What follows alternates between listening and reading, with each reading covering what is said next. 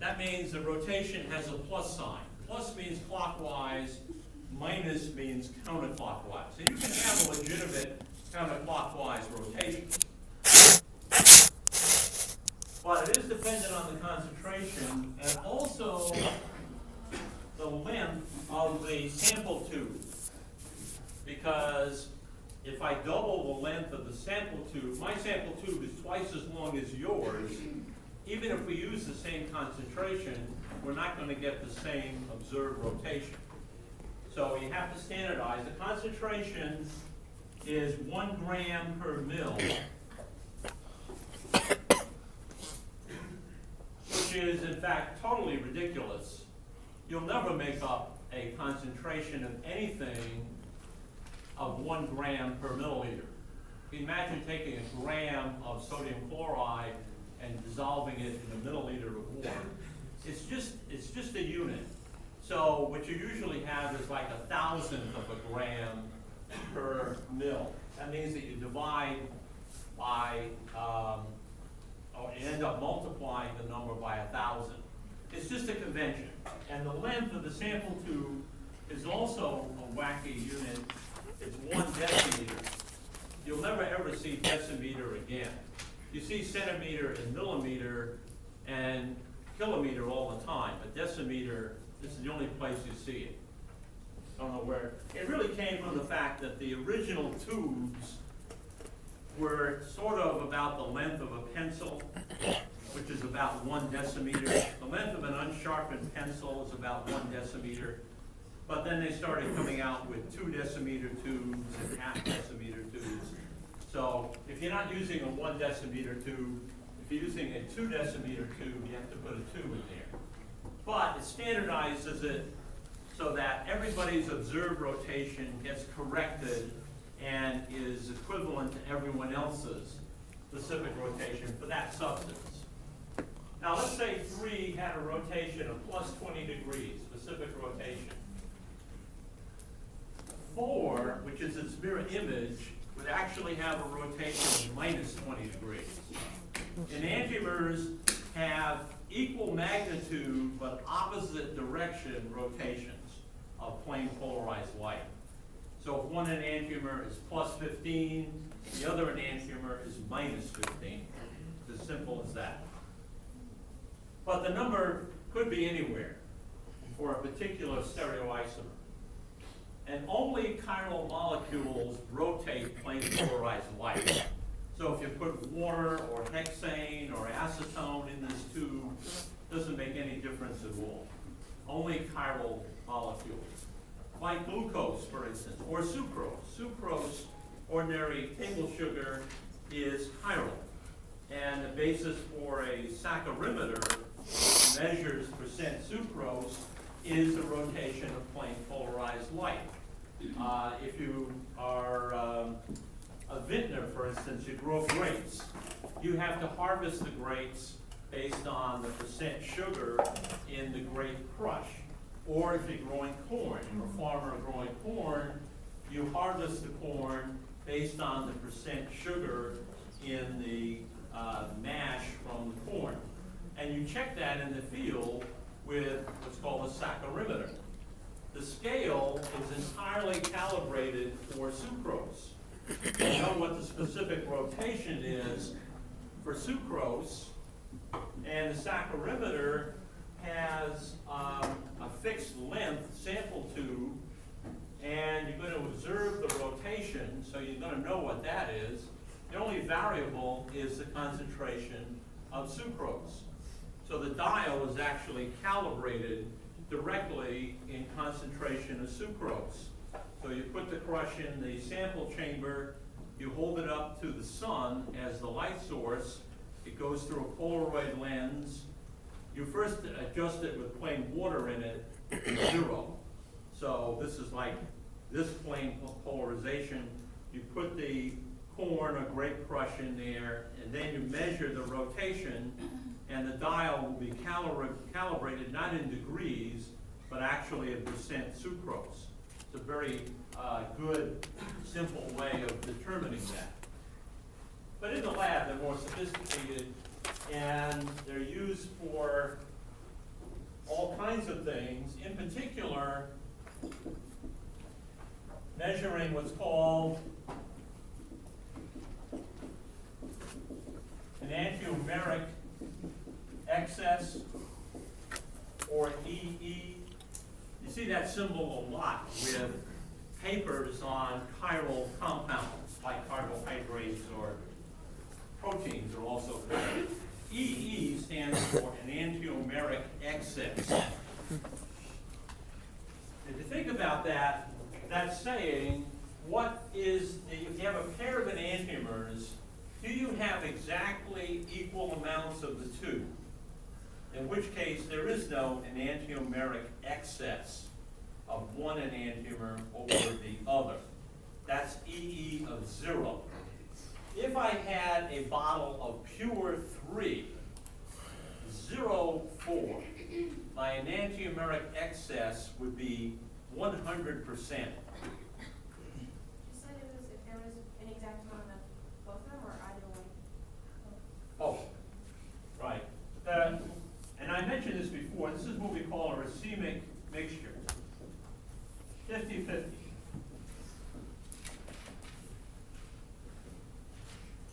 Your enantiomeric excess is 0. The purpose of an enantiomeric excess is to rate how pure a sample is as one enantiomer that it's supposed to be.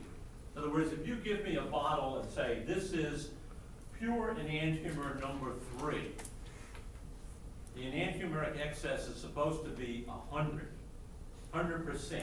excess of 3 relative to its mirror image. If you hand me a bottle and say it's 50-50 or racemic mixture, that's, in terms of purity of one enantiomer over the other, that's as bad as it can be. If it were all 4, it would be 100% enantiomeric excess and 4. The racemic mix is considered to be the baddest scenario, because it's very common, as I mentioned before. Racemic mixtures are created all the time. If I had, let's say, 2-to-1 mixture of 3 and 4, what would the enantiomeric excess be?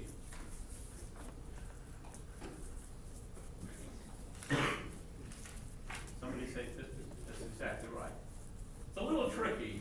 If you consider 50-50 to be 0 and 100% to be 100, then halfway between is a 2-to-1 mixture. So that would be listed as a 50% enantiomeric excess. When you buy chiral compounds like amino acids, they tell you what the enantiomeric excess is, and you might see it as 90%. 90% is actually better than it looks. It's closer to really 95% of one and 5% of the other. So just in case you see that term, that's what it means. Now, what happens if you put a racemic mixture in a polarimeter? What's the observed rotation? 0. They would exactly cancel each other. So one would be rotating, one would be slowing one vector more than the other, and the other would be slowing the other vector more than the other. Would all balance out, and your plane of polarization wouldn't budge at all. So a racemic mix has 0 optical rotation. Your pure enantiomer would have the maximum specific rotation. If you had a 2-to-1 mixture, the rotation would be somewhere in between. So you can actually calculate the enantiomeric excess by knowing the specific rotation and seeing how far that is from the true value between 0 and the 100% enantiomer.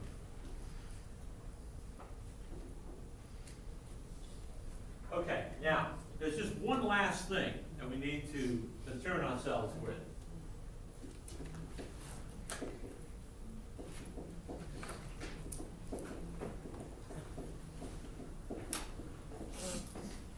We take 2,3-dihydroxybutane.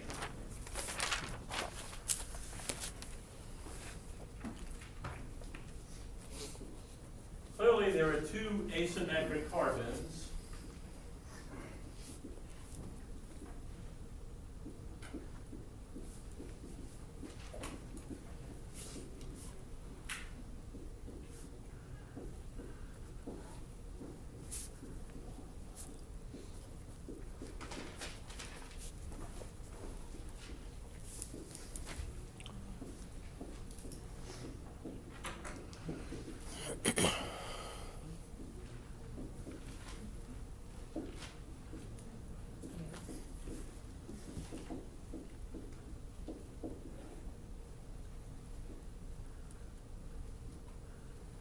So just as we did for the previous example of drawing 4 stereoisomers, 2 squared, 2 to the n is 4.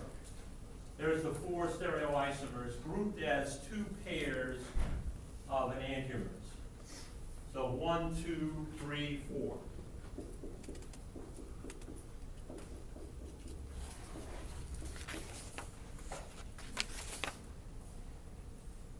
Now I put this up for a reason. There is a difference between this example and the previous one. Can anyone see the difference?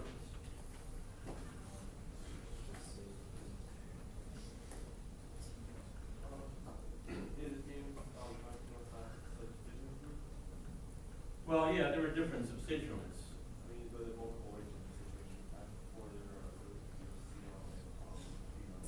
Right, they're the same. Instead of having two different substituents, a chlorine and a bromine, and everything else the same, there's an inherent symmetry here that wasn't present in the other one. When you see or suspect some symmetry in your molecule, watch out. That will reduce the number of stereoisomers below 2 to the n. There aren't 4 different stereoisomers there. What's the problem? Why are there less than 4?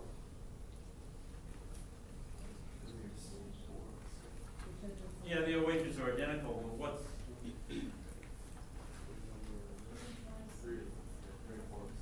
Do we have any mittens up here? 1 and 2 are clearly mirror images of each other, but notice that there's a plane of symmetry in both of those drawings. And any object that has even just one mirror plane has an identical mirror image. So 1 and 2 are actually duplicates. They're not 2 different enantiomers. They're not enantiomers of each other. One of these I shouldn't have drawn. Doesn't matter which one we get rid of. Let's say number 1.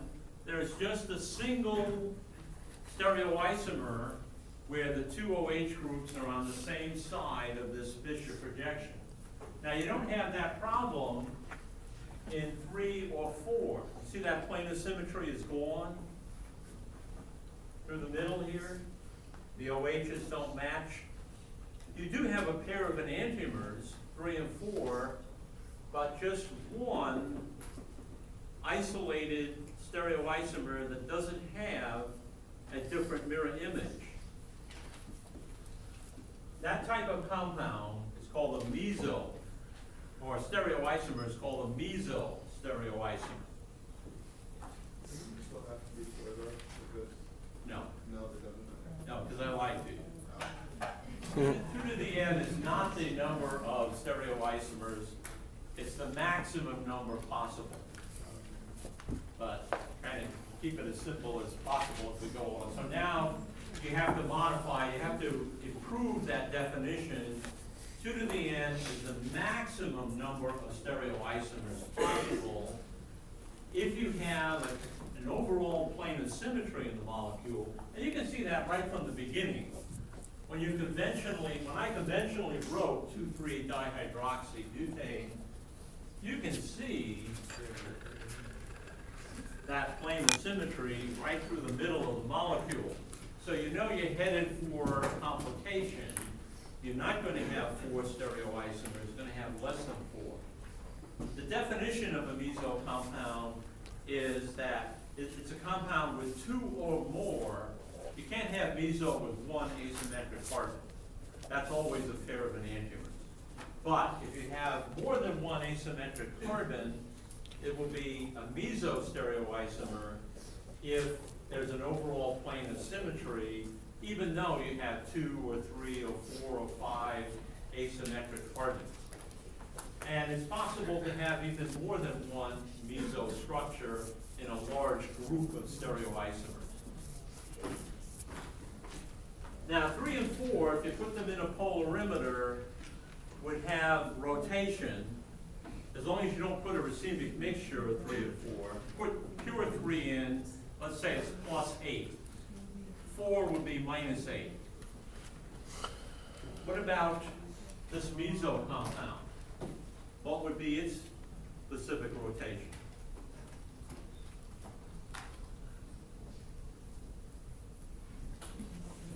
Don't try to think of a number. That's a trick question. Anytime somebody says something ridiculous like what's the numeric answer to this, it's going to be either 0 or 1. It's not something that you calculate. It's 0. The meso compound has 0 optical rotation in a polarimeter. Why? Well, it's 100% of that stereoisomer. Yeah. I'm sorry, what was Would it? it still be canceled out by 1? No, 1 doesn't exist. 1 is just another drawing of 2 that is totally unnecessary. Yes.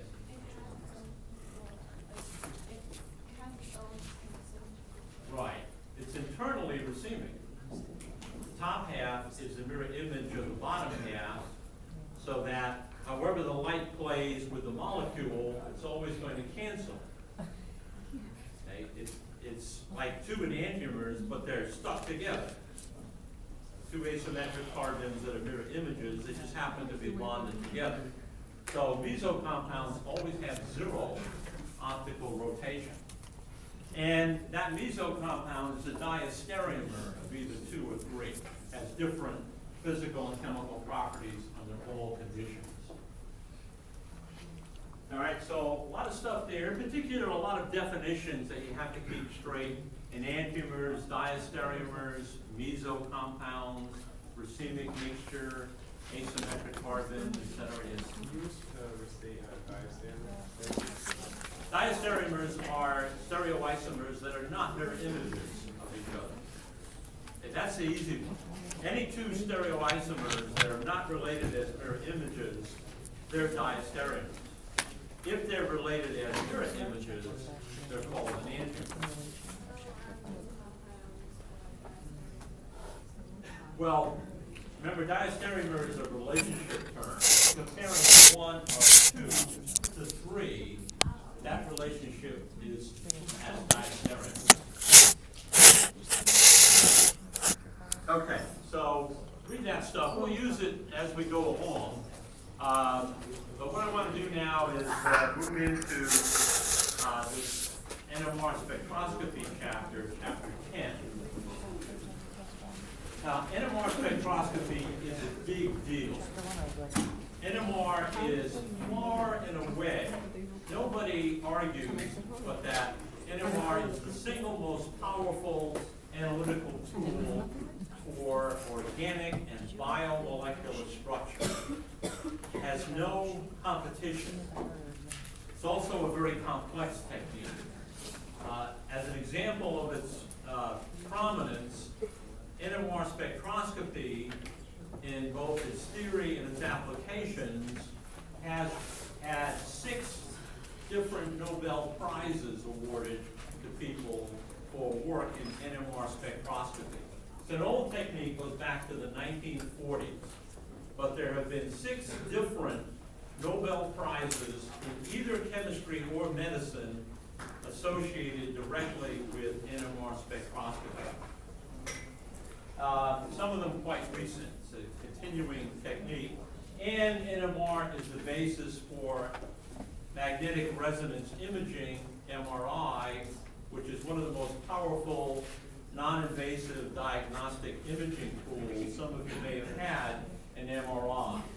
That's actually a relatively simple adaptation of NMR spectroscopy. If you go to, say, the Waxman Institute at Rutgers, you'll find about a dozen NMRs devoted 24/7 to protein structure analysis. You can do very big molecules, you can do very small molecules, and you can even determine three-dimensional features of molecules, which, as you know, is an important aspect of protein structure. So this is an immensely powerful tool. No scientist should be unacquainted with NMR spectroscopy. Now, it is very complex. It's quantum mechanical and very physics-oriented, but to understand the basics of it, it's relatively straightforward as long as I gloss over all of the quantum mechanics associated with it.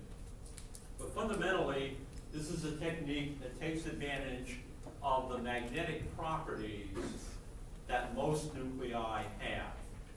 Of all of the elements in the periodic table, there are only a few that do not have magnetic properties. Virtually all of them do, and in an oversimplified case, the nucleus, which contains protons and neutrons, has a net magnetic property that makes it behave like a bar magnet, if you've used magnetic stirring bars or played with these red painted magnets as a child. There's a north pole and a south pole. A magnetic field has both a magnitude that we call its flux, the magnetic flux, and a direction, the north-south pole direction. And magnets are rated according to their strength in Tesla, after the Italian scientist Tesla. So a magnet is rated as having so many Tesla. The Earth, of course, has a magnetic field, but it's extremely weak. It really has no effect on any of the nuclei that you run into. But we can influence these nuclei by simply providing a stronger magnetic field. So if you have a bar magnet, for instance, you know that if you're just carrying it around, it really has no particular orientation. It's just like a hunk of iron. It really doesn't have any preference for pointing in one direction or the other. But if you bring it next to another magnet, then it likes to line itself up with the other magnet. Same thing happens with nuclei. If you put nuclei like a carbon or a hydrogen or an oxygen nucleus in a very, very strong external magnetic field, those nuclei will prefer to line themselves up with the external magnetic field. And what NMR has exploited is the ability to fiddle with this orientation of the nucleus magnetic moment in the external magnetic field and get information about the nucleus. In particular, for a hydrogen, you can tell how many hydrogens you have. You can tell how many different types of hydrogens you have in terms of chemical types. Like this molecule right here has how many different chemical types of hydrogens?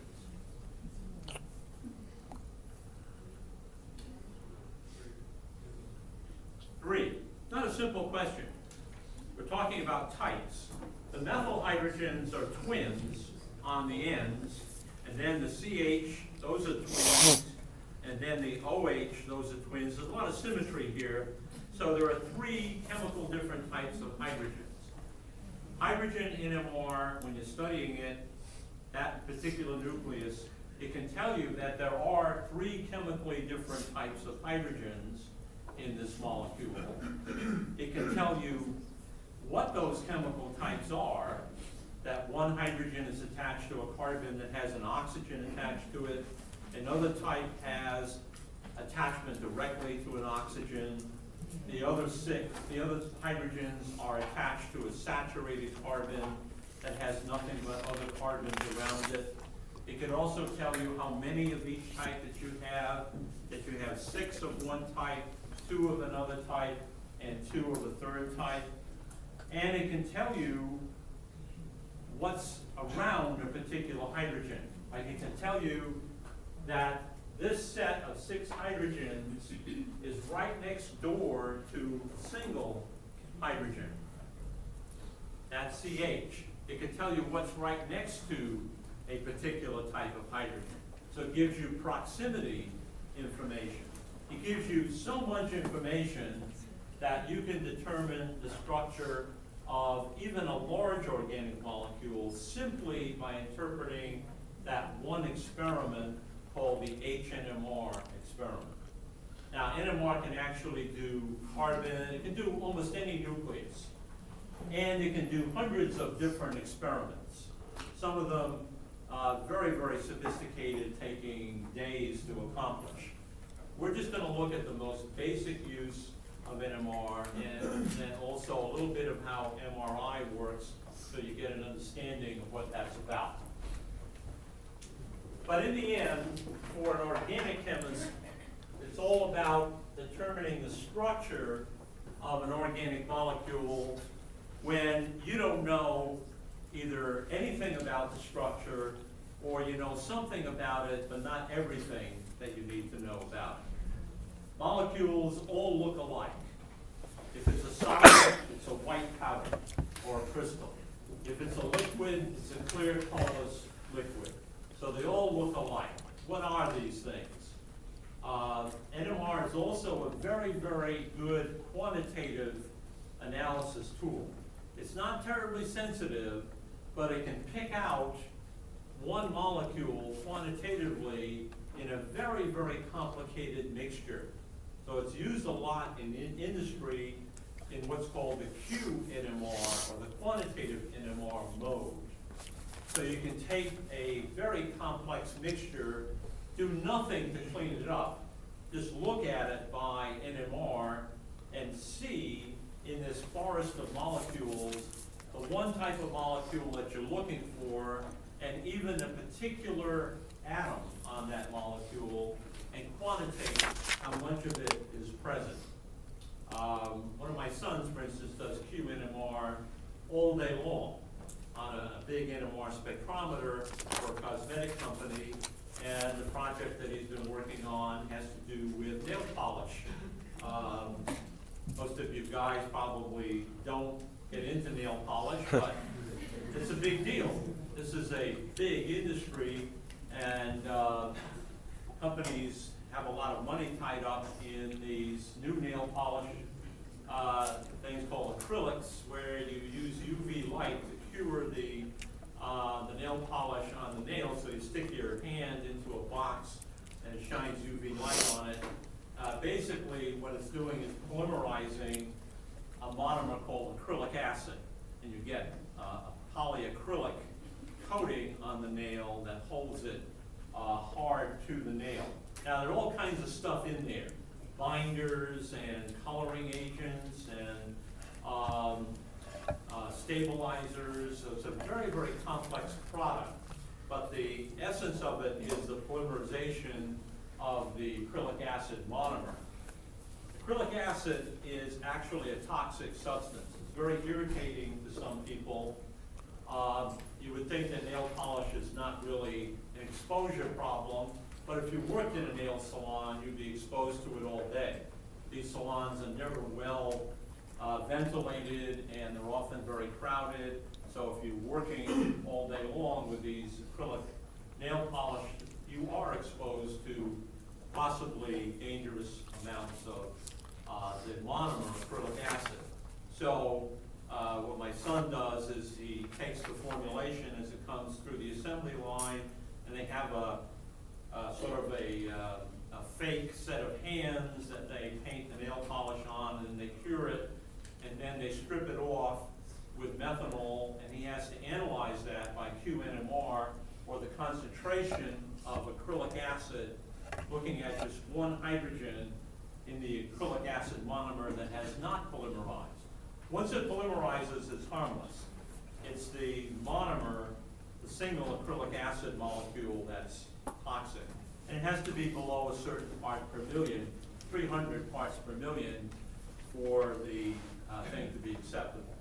So he does quantitative NMR, determining the parts per million level of the acrylic acid monomer in this very complicated mixture. Same thing goes on in the drug industry all the time, looking at a single active ingredient in whole blood, for instance. You can see that molecule in the presence of thousands of other molecules. Okay, so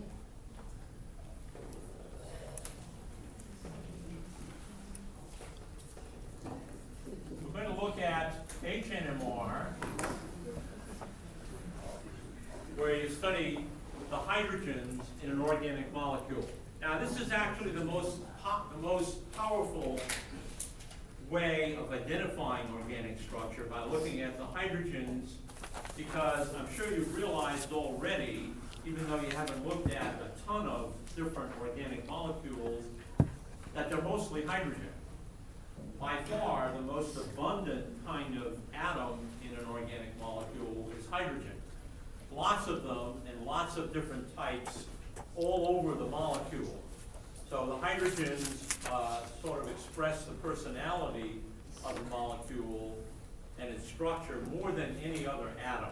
So HNMR is very powerful, and also carbon NMR, second most abundant atom in organic molecules. Now, it is nucleus specific. So when we say hydrogen, we mean the normal hydrogen H1. You learned in high school or freshman chemistry that there's an H2 or deuterium and an H3 tritium isotope. In NMR, those are considered different nuclei. H2 has a neutron and a proton in the nucleus. H1 just has a proton. Those are different nuclei. Carbon actually is studied as carbon-13, because oddly enough, carbon-12 is one of the few elements that doesn't have a magnetic moment. It's really too bad for organic chemists, but we're able to overcome that by not studying carbon-12, but carbon-13. Now, how does that work? Well, it works because if you have a molecule, let's say, trivially, propane, there's a 1.1% natural abundance of carbon-13.